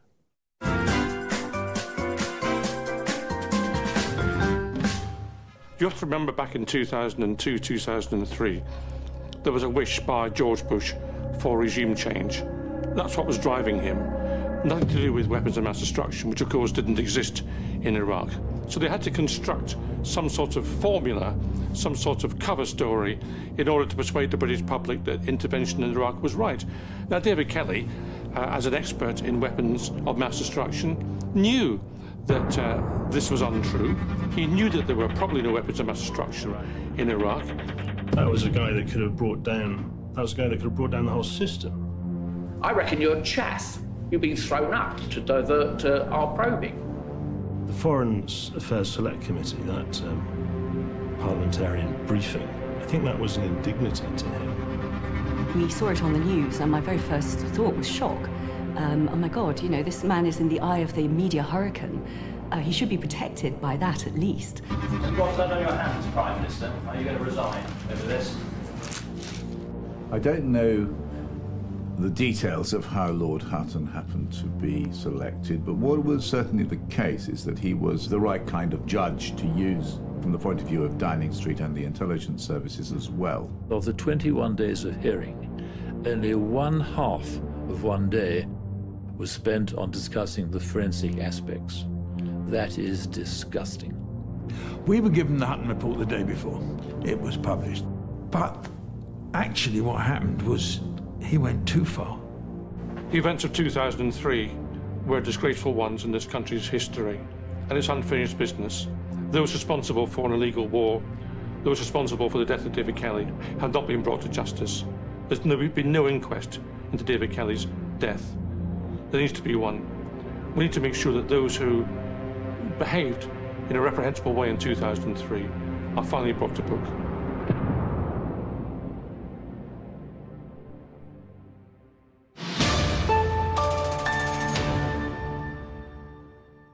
Now, you can watch my film, Killing Kelly, and the previous film, The Killings of Tony Blair, absolutely gratis, free of charge, if you are one of my patrons. And I'm increasingly dependent on the financial support of those patrons. So I thank each and every one of them and earnestly appeal to you to examine whether or not you can afford to give me through Patreon the price of a cup of tea per week.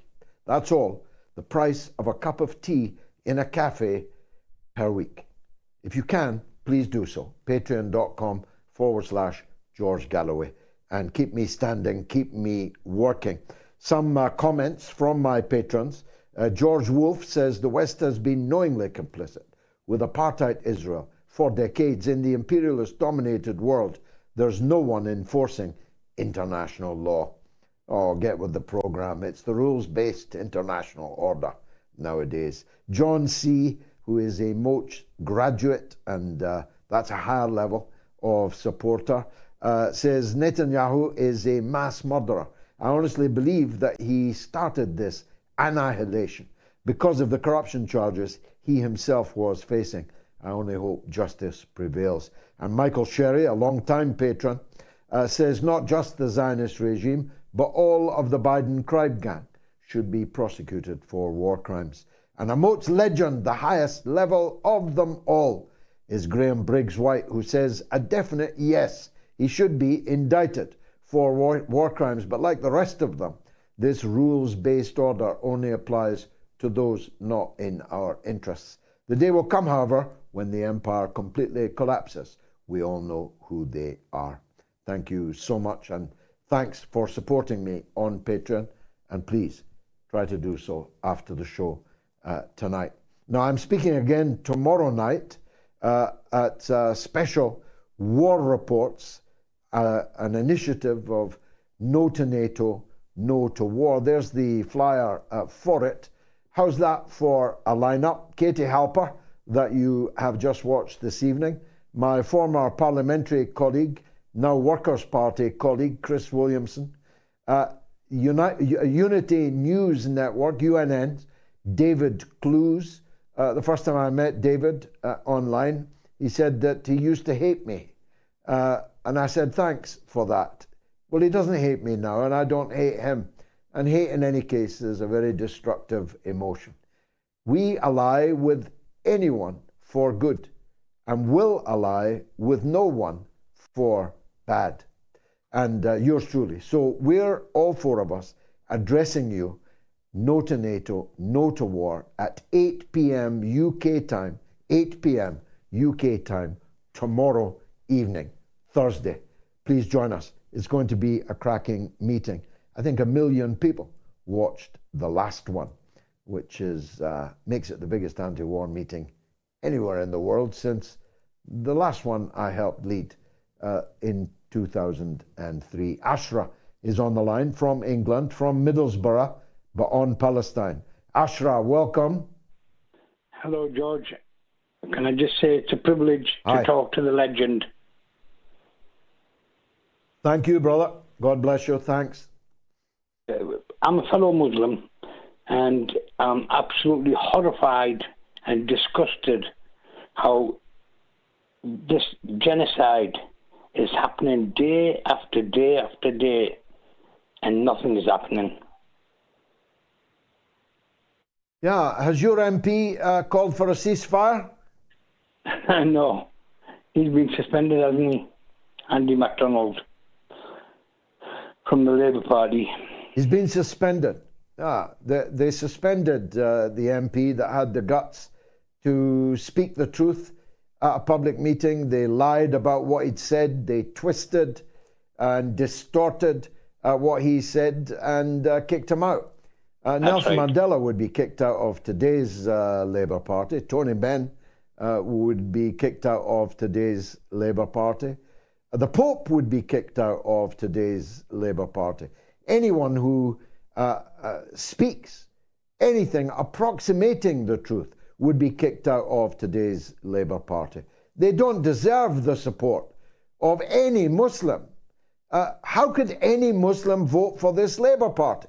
How could they stand for election for this Labour Party? How could they be Labour councillors and pray and expect God to hear their prayers? What kind of people are they, Ashra?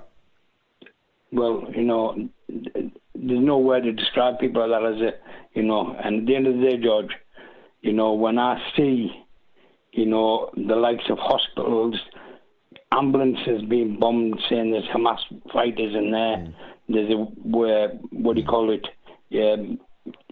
Hamas operating underneath.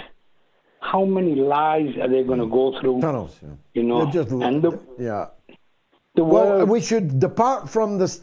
We should depart from this standpoint, Ashra. Everything they say is a lie until it is proved otherwise, because this lie machine of Netanyahu and his collaborators throughout the Western political class and the Western journalistic class, virtually every single one of them, it's a lie machine. So treat everything that they say as a lie until it is proven otherwise. Ashra, thanks for the call. Email from Sam. What do you think will happen on Saturday? The UK government is purposefully stoking hate as Armistice Day approaches. I'm genuinely worried about what will happen. Keep up the great work, GG. Thank you, Sam. Well, the police have said there's no grounds for banning the anti-war march, so it goes ahead. And I very much hope that everyone watching in the UK will be on it. Ash is on the line in Japan, but on Palestine. Told you, this is the global university of the airwaves. Go ahead, Ash. Hi, George. I hope you're doing well. I wanted to talk about the so-called self-hating Jews. Now, I'm not Jewish. I'm actually a minority. And I will say, though, as a minority, I think it's very difficult for the global South or people that are minorities to look at Palestine and not see their own history in full view of what a strong force coming in and killing defenseless people looks like. So I think it strikes a nerve with us. But I will admit, for many years, I had a slow, not hate, but dislike of Jews slowly building up. And I know it's wrong, but I still try to keep it in check. And then I stumbled onto Max Blumenthal and Norman Finkelstein and Dan Cohen, and to see Jewish people themselves saying, no, this is wrong, this is obviously wrong, it really woke me up like they're being hijacked. They're being used as shields for people who want to do whatever they want and then hide behind and say, oh, we're Jewish, don't hurt, you can't say anything against us. But actually, it really shows that in every culture, in every society, there are good people, there are bad people. And having the strong, evil, I'm going to say evil, but almost evil people speak on behalf of everyone, puts everyone else in danger. And it really makes me feel like these are the true heroes of the Jewish people, the ones who speak up for right and wrong, no matter who says, oh, you're a self-hating Jew and such and such. And it's really humanizing situation to me where I now feel sympathy for Israeli people themselves, as well as the Palestinian people, because I feel like Israeli people, I don't know if they're able to actually resist their own government that are actually taking them where they probably don't want to go. Well, the vast majority of Israeli people support the actions of Netanyahu. 83% of them in the most reputable and largest public opinion poll.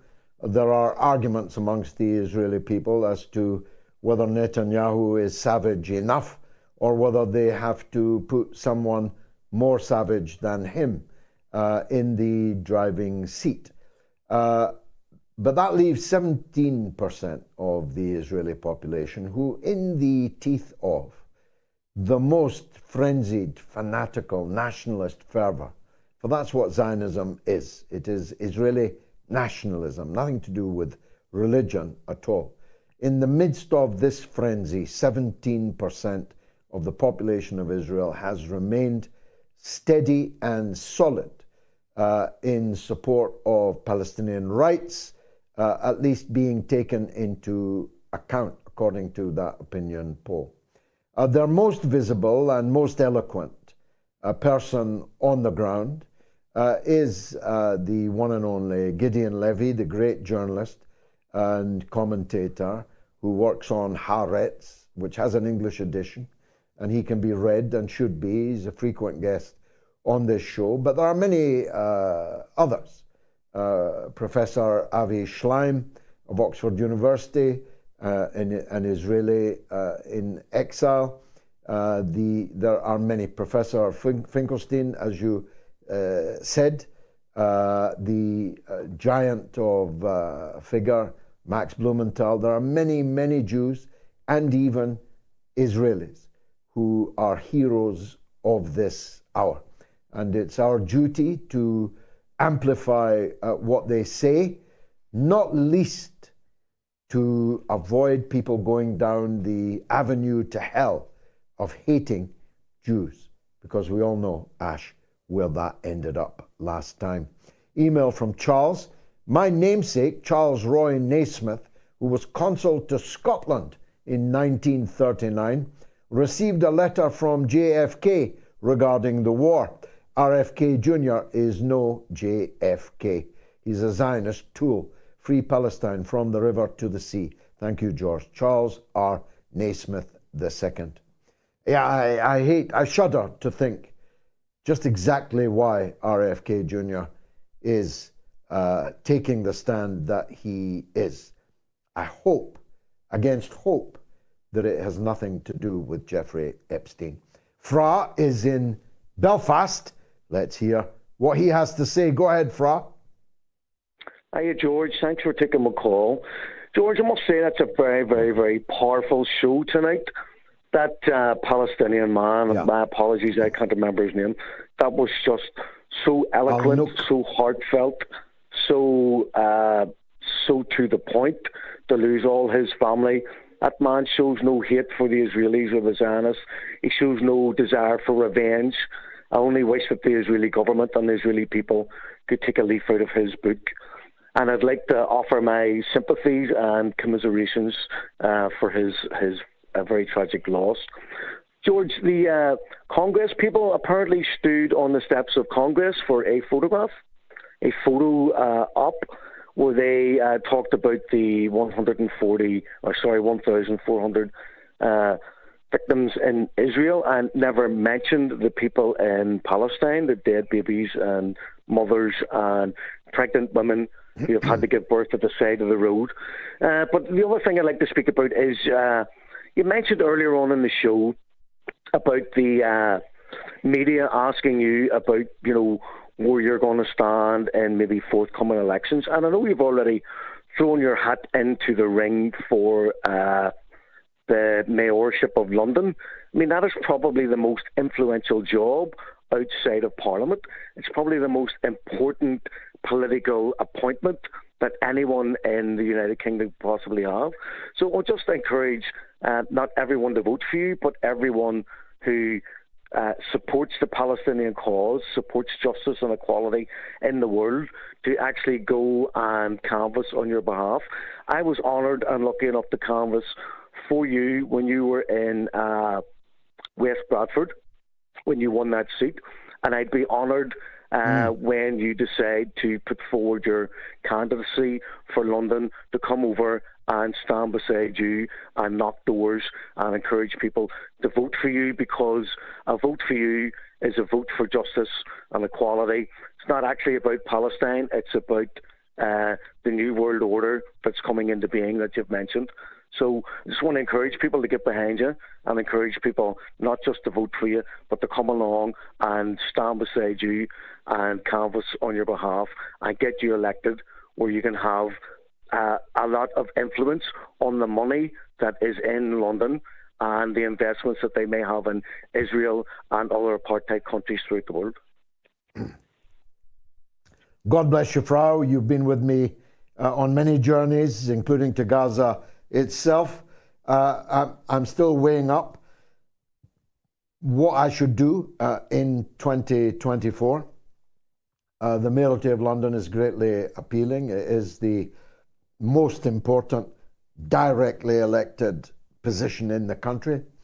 It can be used. It has not been used by the diminutive incumbent, but it was used prior to that by Boris Johnson and by Ken Livingstone as a very influential position in the land.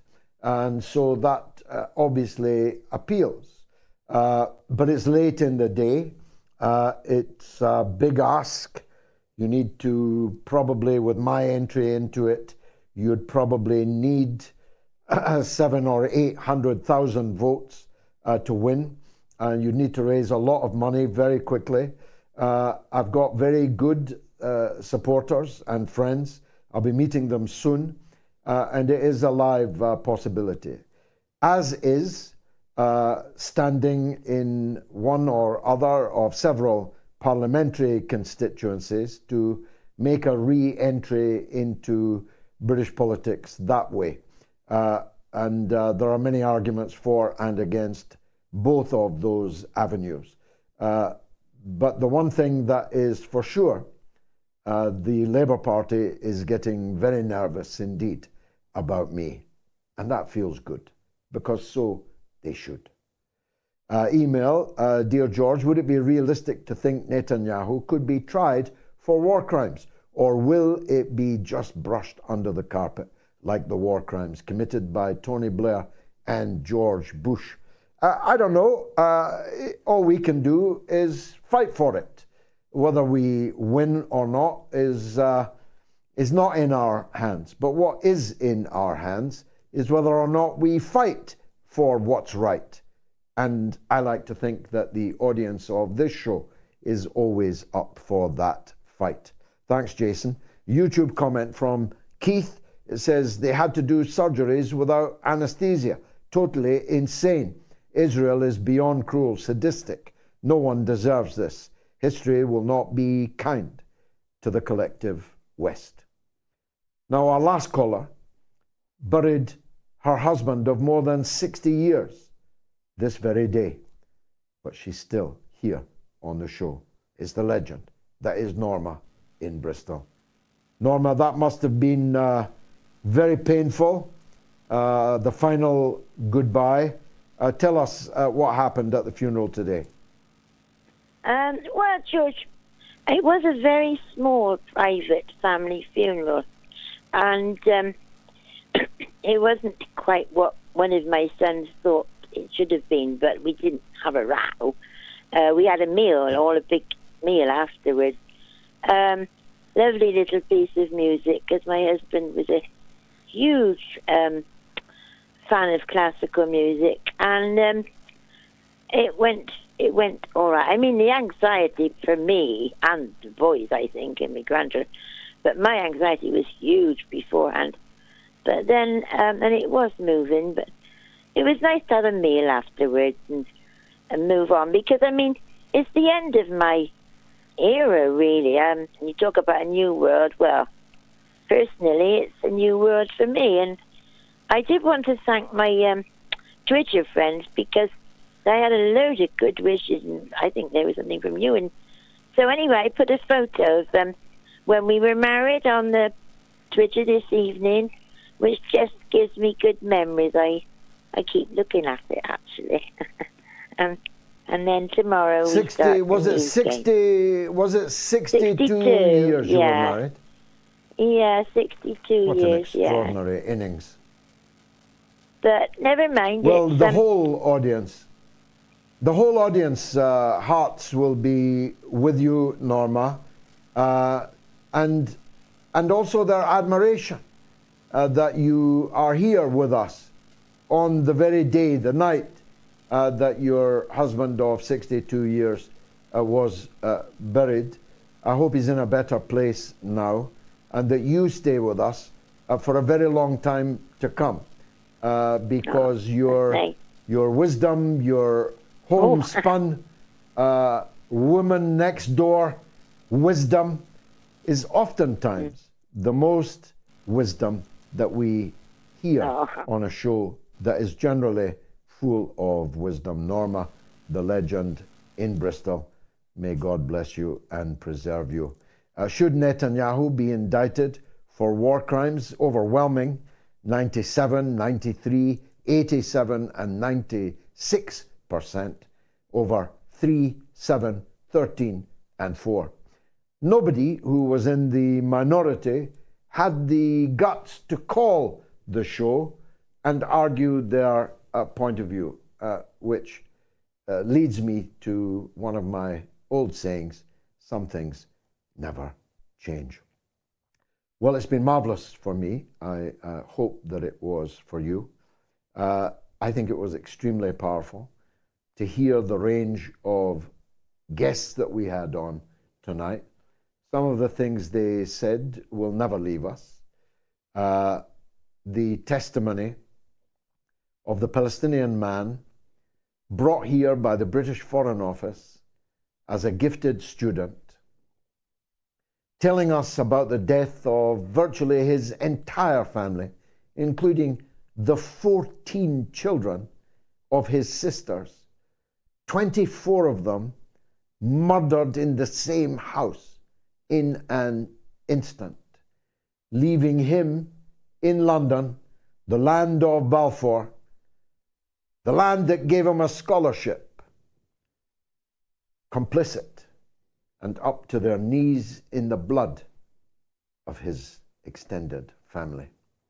And then his fellow Foreign Office sponsored student, Chevening students, both of them, a surgeon of great repute, still lying under the rubble 6 days after his house and his family were flattened.